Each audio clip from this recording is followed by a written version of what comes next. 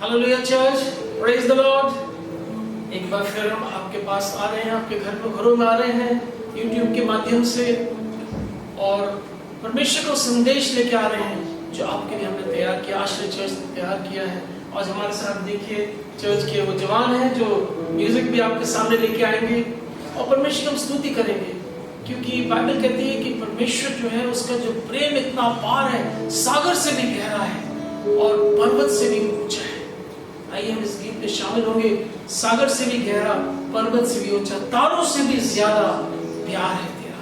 उस प्यार को हम महसूस करेंगे, उस प्यार को हम ले लें अपने जीवन में जो प्रभु यीशु मसीह ने हम सबसे किया है। आइए इसमें शामिल होंगे। इसके पहले हम एक प्रार्थना करेंगे। परमेश्वर पिता, हम धन्यवाद करते हैं आपके लोगों के लिए जो आज इस सर्विस में ज्वाइन कर रहे हैं। परमेश्वर इस आराधना में चाहते हैं परमेश्वर आपकी उपस्थिति हर एक के साथ बनी रहे। पवित्र आत्मा हमें गाइड कर, हमें यीशु के कदमों पे लेके चल, ताकि परमेश्वर आपकी बातों से हम लबरेज हो सके, आपकी बातों से हम तरोताजा हो सके। परमेश्वर आपके वचन से कुछ सीख सके। आज आपके समर्थ्य तो में हर एक जन को सौंपते हैं। इस दुआ को यीशु के नाम से मांगते हैं, आमीन, आमीन।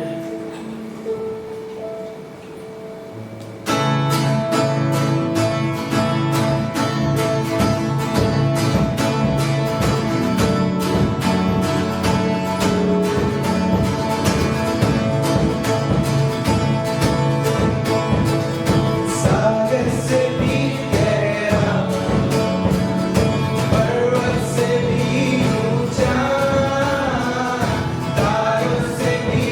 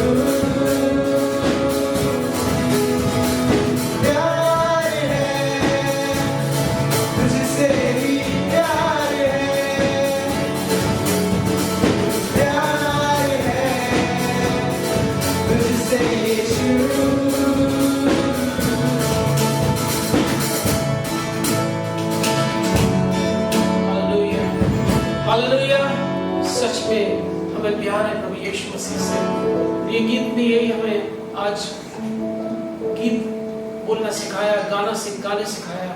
आइए एक और वर्शिप गीत में शामिल होंगे।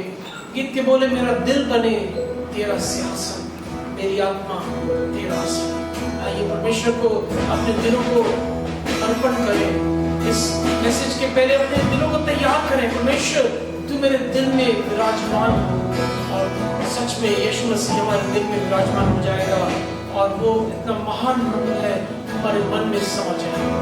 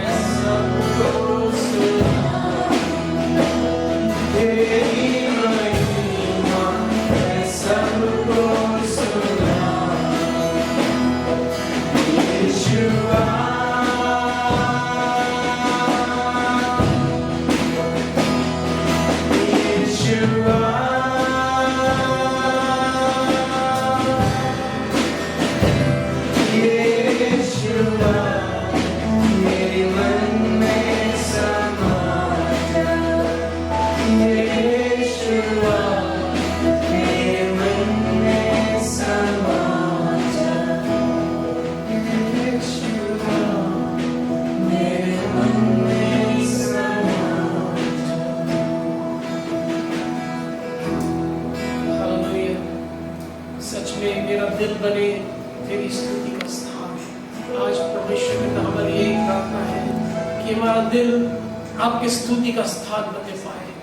सारे लोगों को आपके हाथों में सौंपते परमेश्वर, मदद अगुवाई कर पवित्र आत्मा की सामर्थ्य से परमेश्वर, बोलने वाले पर आपकी आशीष बनी रहे परमेश्वर, ताकि जो कुछ भी वो बोले आपके कलाम से बोले, और हम परमेश्वर उसको रिसीव करने वाले बन सके, हम उसको लेने वाले बन सके, आपके सिंहासन पर या आपके साथ आने वाले बन सके परमेश्वर, उस अनुग्रह के सिंहासन के पास जो आपने हमारे लिए एक रास्ता तैयार किया अपने कलवरी के क्रूस पर मौत के बाद।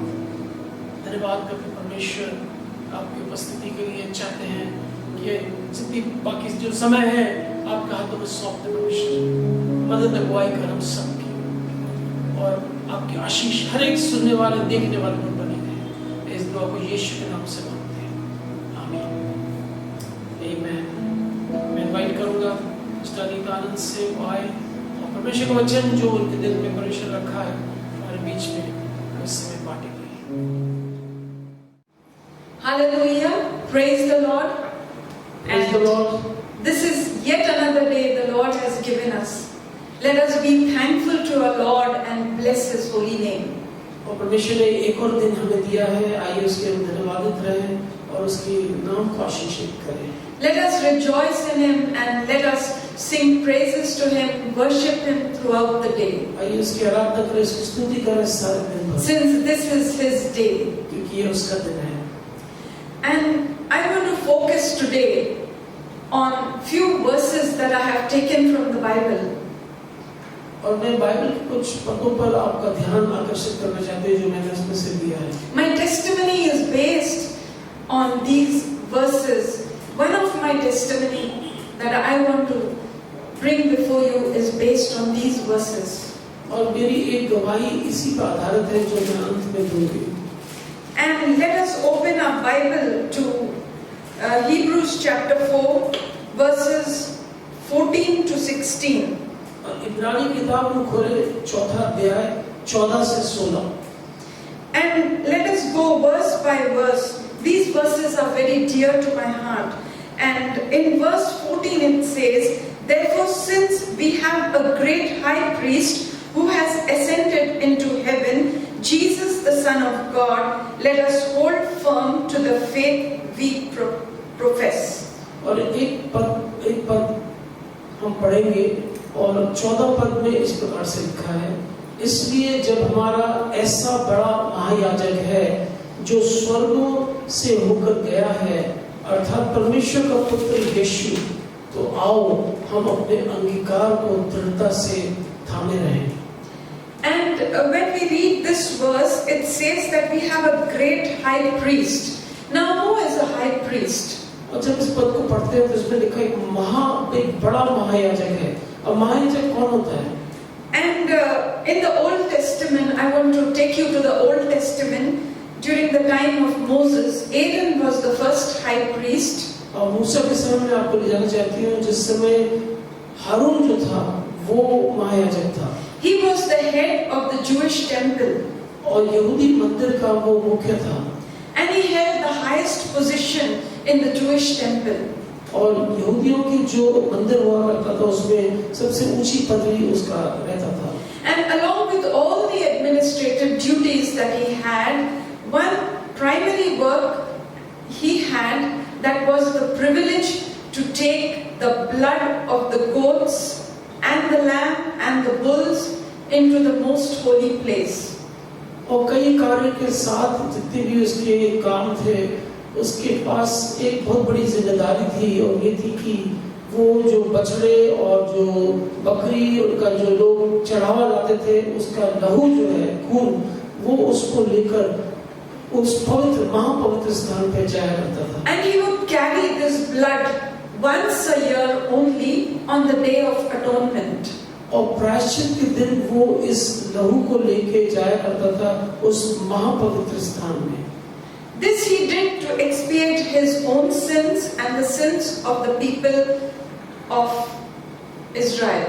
और ये वो एक दिन नियमित दिन रहता था जिस दिन ये करता था और अपने पाप और सारे इजरायली कौम के पाप को उसका प्रायश्चित करने के लिए ये विधि किया करता था. And he would go into the temple once a year and offer the blood of these blemishless or these unblemished animals, and God would receive the sacrifice and he would forgive the sins of the people. और साल में एक बार जब प्रायश्चित का दिन रहता था उस दिन ये महायाजक अंदर जाता था और वहाँ पर ये ऐसे पशु जो निष्कलंक हैं, ऐसे पशुओं का जो लहू है वो वहाँ पर अर्पण करता था. परमेश्वर को भाता था और लोगों के जो गुनाह थे उनके पाप जो माफ हो जाते थे. Other days also the Jews used to bring animals for sacrifice, but they used to do this ritual in the outer court.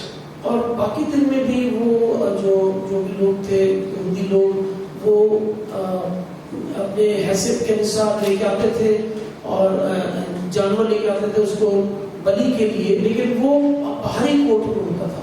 In the first temple that Solomon built, there were about 18 high priests, one after another, during different years. और सुलेमान बादशाह ने जब पहला मंदिर बनाया था तो उस मंदिर में करीबन 18 महायाजक हुए। But when the temple was destroyed और जब मंदिर को नष्ट कर दिया गया and the second temple was built, और दूसरा भी मंदिर को निर्माण हुआ उसका, there were about 60 high priests. और वो इतिहास बताता है कि 60 महायाजक उसमें उस पद पे आए। And when the time went by, और समय बीतता गया, these high priests, they became more and more corrupt. और ये जो महायाजक थे ये बहुत ज्यादा पापी और लोभी इस प्रकार से होने लगे। There was bribery going on in the temple. वहाँ पर लेन देन होता था मंदिर में, Sin was there. पाप था मंदिर में। And during the time of Jesus, we see Caiaphas the high priest. He was a person who schemed and who plotted to make Jesus go on the cross. और यीशु मसीह के समय में देखते काइफस को था, वो हाई प्रीस्ट था उस मंदिर का। उसने कैसे षड्यंत्र रचा कि यीशु को पकड़ाया जाए और उसको क्रूस पर चढ़ाया जाए।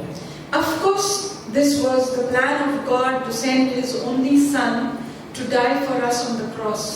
यद्यपि ये तो परमेश्वर की योजना थी कि उसका इकलौता बेटा इस दुनिया में आए और हमारे पापों के खातिर कलवरी की क्रूस पर वो मारा जाए। And why did God have to send His Son? और परमेश्वर अपने पुत्र को भेजना क्यों पड़ा? To shed His blood. उसके लहू बहाने के लिए।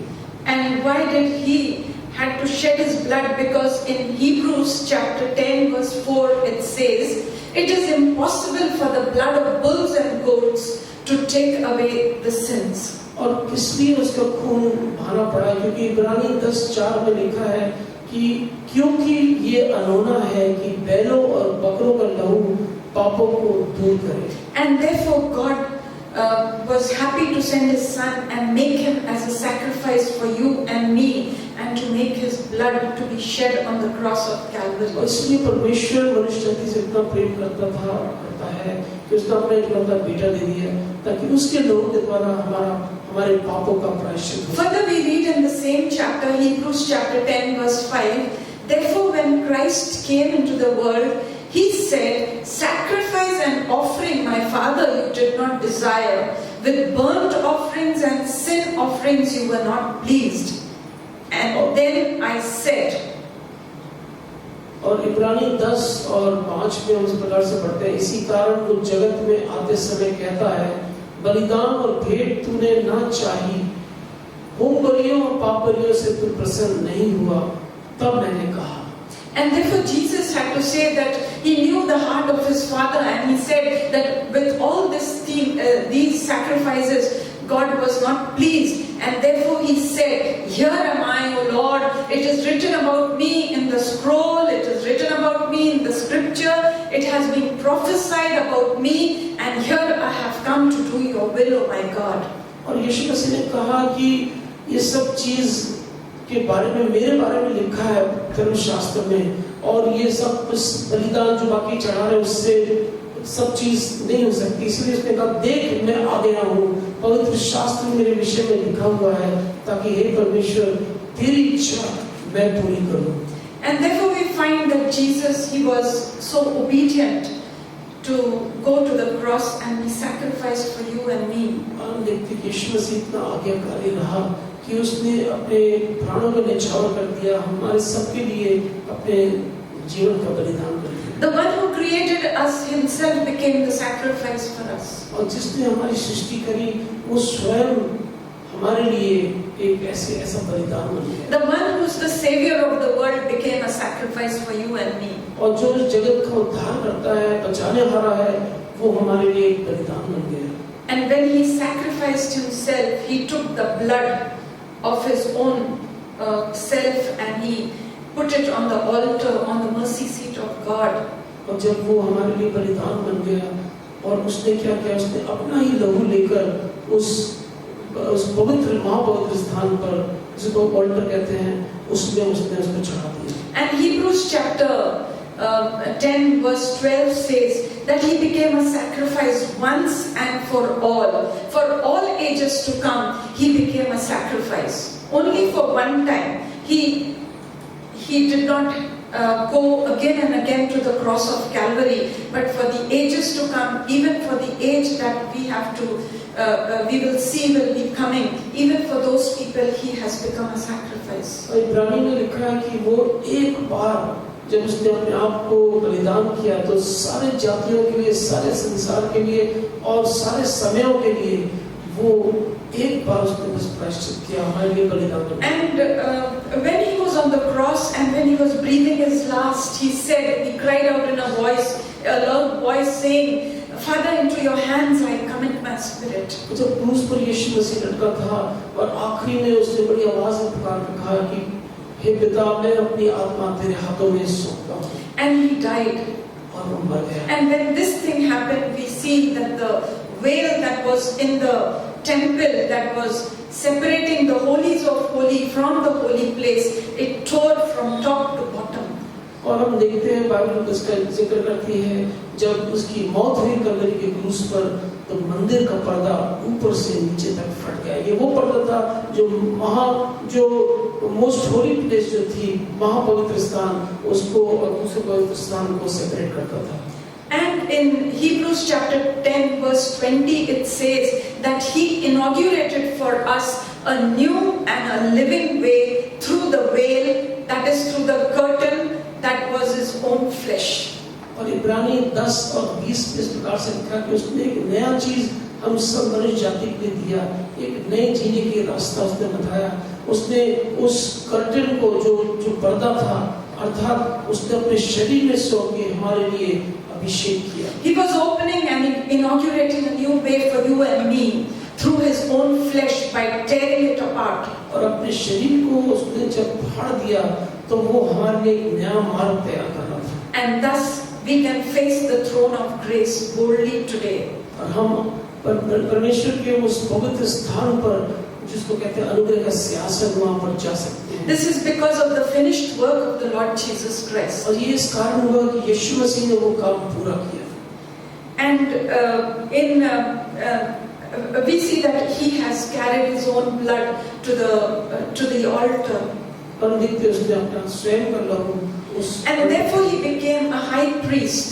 और इसलिए वो एक महायाजक की पदवी उसको। And not only a high priest, we call him the great high priest. और हम सिर्फ उसको याजक नहीं कहते लेकिन महायाजक की पदवी देते हैं। And he is our great high priest. और हमारा वो And in Hebrews chapter 10 verse 11 it says, in Hebrews chapter 10 and verse 12 it says, इब्रानी 10 और 12 में लिखा है, but when this priest had offered for all time one sacrifice for sins, he sat down at the right hand of God. और यीशु मसीह के बारे में लिखा है कि परंतु ये व्यक्ति तो पापों के बदले एक ही बलिदान सर्वदा के लिए चढ़ाकर परमेश्वर के दाहिनी ओर जा बैठा। And therefore, as we read in Hebrews chapter 4 verse 14 that he ascended into heaven, Jesus the Son of God, let us hold firmly to the faith that we are professing. इब्रानी 4:14 में लिखा है कि इसलिए जब हमारा ऐसा बड़ा महायाजक है जो स्वर्गों से होकर गया है, अर्थात परमेश्वर का पुत्र यीशु, तो आओ हम अपने अंगीकार को दृढ़ता से थामे रहें। Yes, we can understand this by having faith in the finished work of the Lord Jesus Christ. जब भी समझ सकते हैं जब हमारा विश्वास, अटूट विश्वास उस परमेश्वर के यीशु मसीह के उस काम पर रहेगा जब जो उसने कलवरी पर क्रूस पर। The word of the Lord says that without faith it is impossible to please God. परमेश्वर वचन कहता है कि विश्वास के बिना हम उसको प्रभु को पसंद नहीं कर सकते। And therefore we have to have faith. इसलिए विश्वास अनिवार्य है। Let's see Hebrews 4:15. इब्रानी 4:15 देखें। And it is written, for we do not have a high priest who is unable to empathize with our weakness, but we have the one who has been tempted in every way, just as we are, yet he was without sin.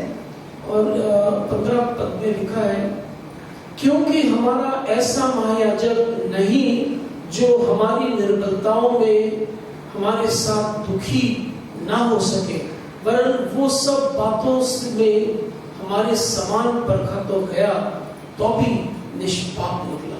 That means, in other words, we can say that we have a high priest who is able to empathize with our weaknesses.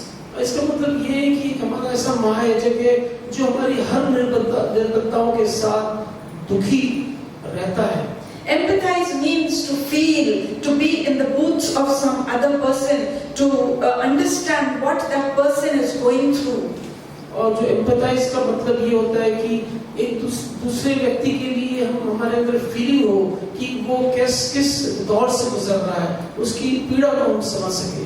And therefore, because Jesus is alive, he can see what we are going through, the problems, the trials, the pain, the shedding of tears, the sickness, the curses, whatever we are going through, and he is able to see, he is able to feel for us.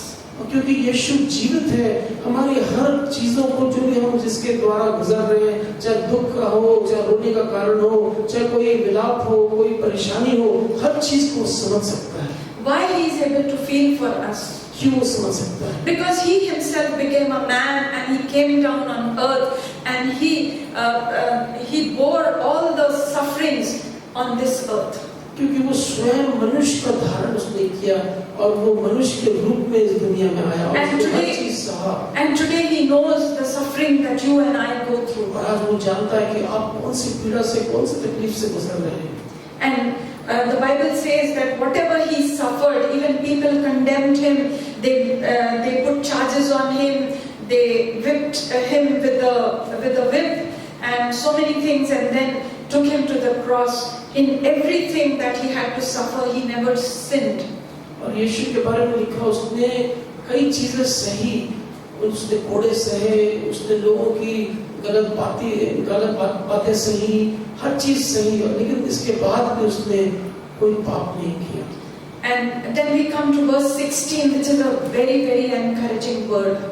और फिर 16 पद पे इब्रानी 4:16 पे आते हैं. It says, "Let us then approach God's throne of grace with confidence, so that we may receive mercy and we may find grace to help us in the time of need." ये बहुत ही महत्वपूर्ण पद है जो इब्रानी के लिखने वाले लिखा है. उसने लिखा, इसलिए आओ हम ये अनुग्रह के सिंहासन के निकट हियाव बांधकर चलें कि हम पर दया हो और वो अनुग्रह पाए जो आवश्यकता के समय हमारी सहायता करे. And some version says, "Let us boldly approach, let us boldly come to the throne of God's grace with confidence." और कुछ जो वर्जन से बाइबल को बताते हैं कि हम हियाव के साथ आए परमेश्वर के अनुग्रह के सिंहासन के पास. In order to come to the throne of His mercy and in order to approach God's throne, we need faith. और परमेश्वर के उस थ्रोन या उस सिंहासन के पास आने के लिए हमें विश्वास की जरूरत है. And we need confidence. और हमें एक दृढ़ विश्वास और हियाव की जरूरत है. Because He is there and He will listen to us. क्योंकि वो है, वो हमारी सुनेगा. He is the God who is alive. वो एक ऐसा परमेश्वर जीवित है. In another verse I was seeing in Hebrews chapter 10, verse 21 and 22.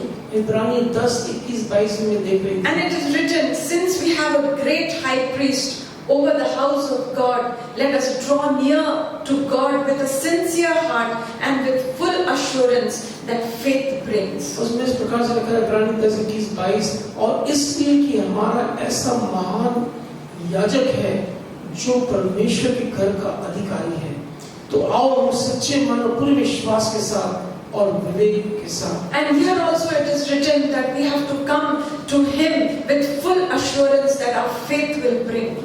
और ये लिखा है कि हम पूरे विश्वास के साथ आए. This morning I was reading Ephesians chapter 3 verse 12.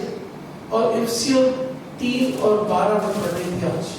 And it is written, "In Him and through faith in Him we may approach God with freedom and confidence." और उसमें इस प्रकार से लिखा है कि जिसमें हमको उस पर विश्वास करने से साहस और भरोसे के साथ परमेश्वर के निकट आने का अधिकार है. And therefore, only through faith in Him we can come to His throne of grace. और सिर्फ विश्वास के द्वारा हम उस अनुग्रह के सिंहासन के सामने आ सकते And then only we can receive His mercy. हैं और तभी हमारे ऊपर उसकी दया होने दी जाए। All these verses, they try to tell us that we have to come to His throne of grace with faith, with boldness. We have to approach the throne of grace with freedom and with confidence. We have to approach the throne of grace with a sincere heart. और ये सब बातें बता रही हैं कि हमको एक अच्छे मन के साथ और परमेश्वर के सामने हमें हियाव के साथ आना है। And if we want God's favor upon our life, अगर चाहते हैं परमेश्वर का जो फेवर हमारे ऊपर वो दिखाई दे, we have to know that He's there and He is the one who will answer our prayers. हमें जानना चाहिए कि वो है और वो ऐसा परमेश्वर जो हमारी प्रार्थना को उत्तर देता है।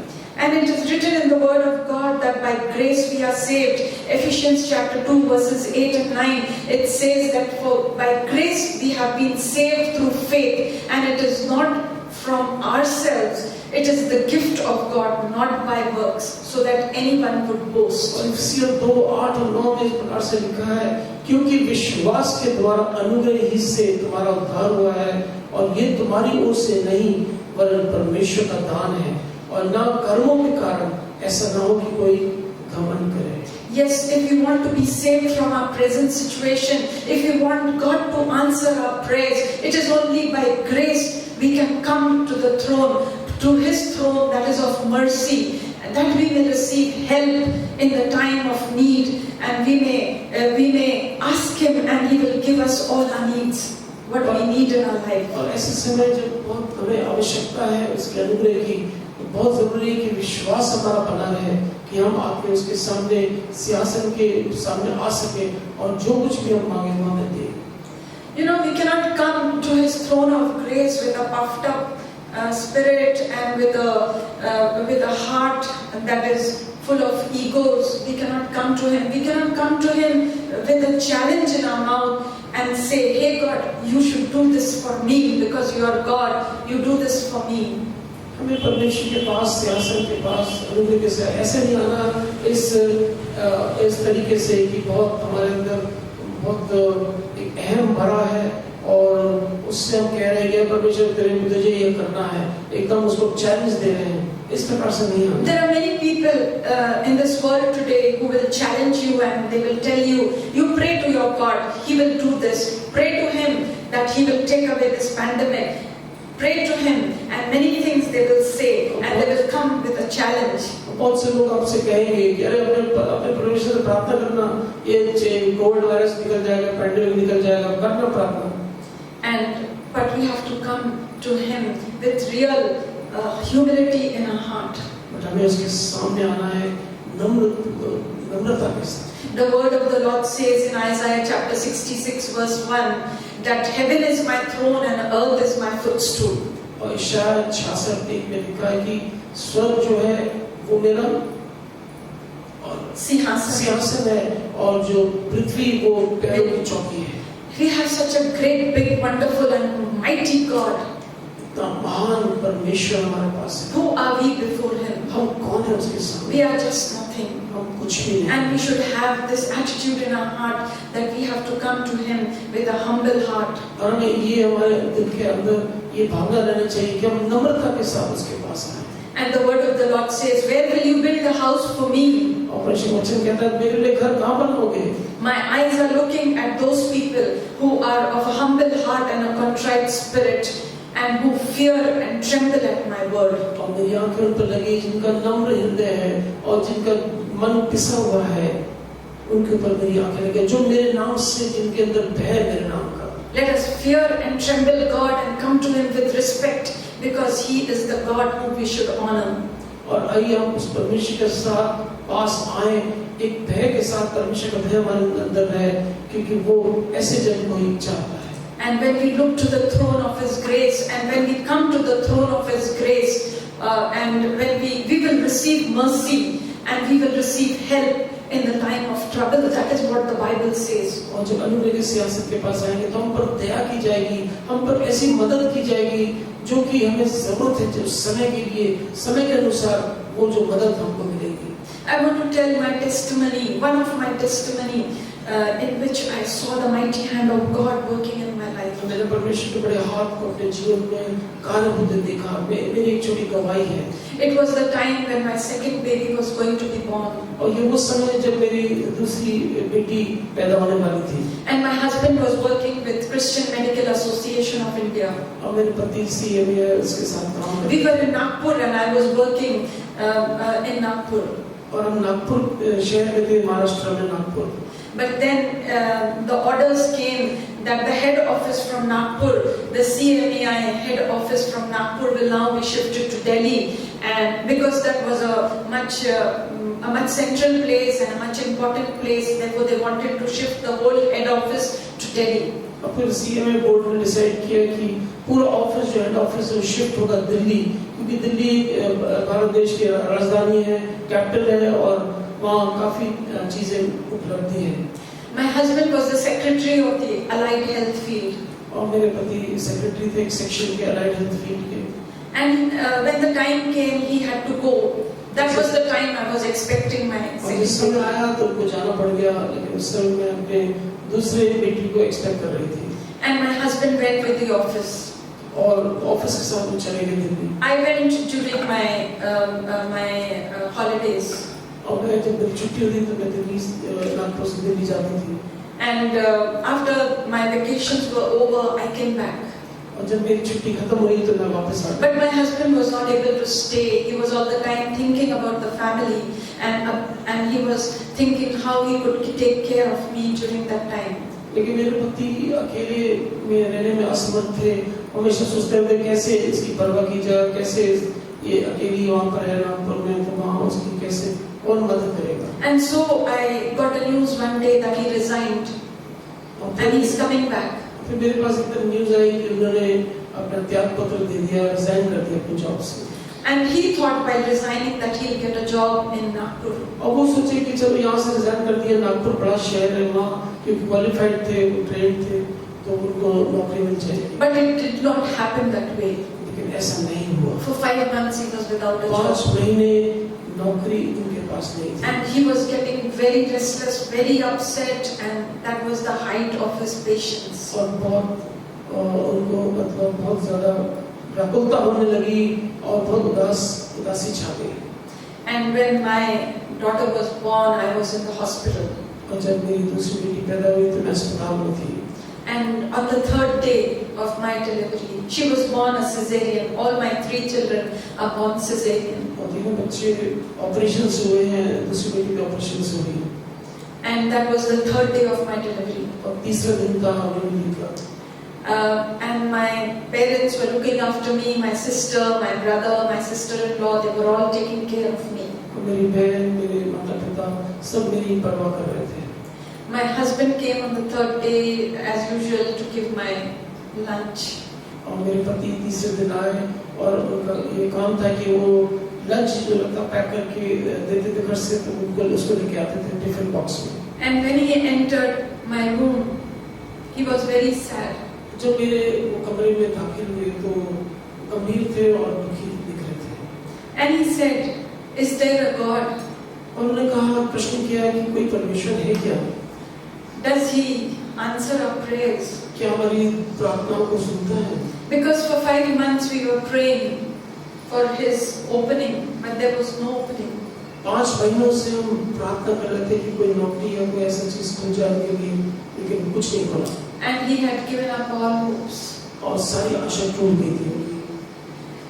I said, "Why are you speaking like this?" Because when he said that, it seemed as though there was a big punch, somebody punching me inside my heart. और मैंने कहा, ऐसे क्यों कह रहे हो?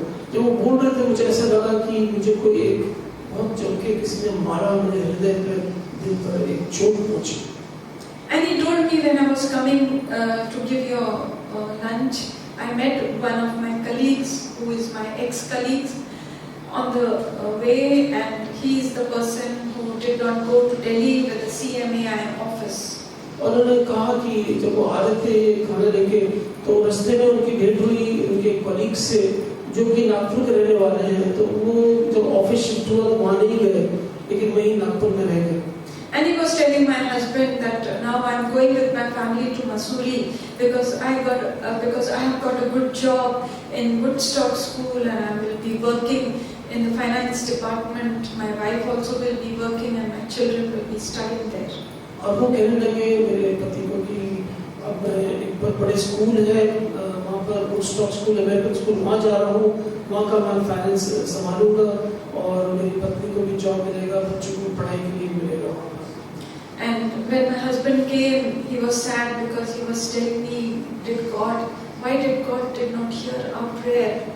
और जब मेरे पति आए तो कहने लगे हमारी प्रार्थना परमेश्वर ने क्यों नहीं सुनी? I told him, I please ask you to leave my tiffin, keep my tiffin and leave me alone for some time. मैंने कहा मेरे टिफिन को रख दीजिए यहीं पर और आप चले जाइए, मैं थोड़ा अकेला रहना चाहती हूँ। And he left quietly. चले गए। When my sister came, I cried and cried before her. मेरी बहन आई, मैं बहुत रोई उसके सामने। That night I was not able to sleep. उस रात में सो नहीं पाई। And already there was bodily pain. मेरे शरीर में बड़ा दर्द था। There was mental agony. और मन में भी चोट थी। I lay on my bed. मैं अपने बिस्तर पर लेटी थी। Speaking to the Lord God और Almighty. परमेश्वर पिता से मैं प्रार्थना कर रही थी। And I said, Lord, have mercy on us. मैंने कहा प्रभु दया कर हम पर। In the name of Jesus, now you open doors for my life. यीशु के नाम से रास्ते खोल, मेरे पति के लिए द्वार खोल। Do a miracle for us. हम सब के लिए एक बड़ा चमत्कार कर। And I started speaking to him. और मैं उससे बोलने की बात करने लगी। And for a long time I was praying. और लंबे समय तक मैं प्रार्थना कर रही थी। I do not know when I went into a sweet slumber. और मुझे पता नहीं कब मैं एक डीप स्लीप पे चली गई। The next morning, when I got up, जब सुबह में उठी, to my surprise, I saw my husband. He came to the hospital and he was very happy that और day. मेरे पति सुबह आए और बड़े खुश नजर आ रहे थे मुझे। And I asked him what happened. मैंने कहा क्या हो गया? And he said that I got a letter from the director of St. Stephen's Hospital, and he has asked me to come there and meet him. And he said that I will give you a first-class fare. और उन्होंने कहा एक job offer आया है दिल्ली से आया Saint Stephen's अस्पताल से और उन्होंने मुझे बुलाया, पहला दर्जे का किराया भी उन्होंने प्रॉमिस किया है। And I knew in my heart मुझे मालूम था उस समय that God has heard my prayer. परमेश्वर ने मेरी दुआ को सुना है। When I came back after I was discharged, जब मैं वापस आई घर, my husband went to Delhi and he was offered a very good job. और पति मेरे जो दिल्ली चले गए और वहाँ पर अच्छी नौकरी उनको दी गई। And with all the facilities. कई फैसिलिटीज के साथ। This is who my God is. ये मेरा परमेश्वर है। When we come to Him with a broken heart and a contrite spirit, पिसा हुआ मन, टूटा हुआ हृदय के साथ आते हैं। He does not. He hears our prayer. वो हमारी दुआ को सुनता है। He accepts a broken heart and a contrite spirit. वो एक टूटे हुए दिल को, एक पिसे मन को अपनाता है। He does not despise it. That is what David वो says. कुछ नहीं जानता जैसे दाऊद कहता है उसे। He also experienced the love of God. उसने भी परमेश्वर के प्रेम को अपने जीवन में महसूस किया। And I experienced that He is such a true and living God. मैंने एक्सपीरियंस किया कितना सच्चा परमेश्वर है, प्यारा परमेश्वर। It did not take time for Him to listen to my cry.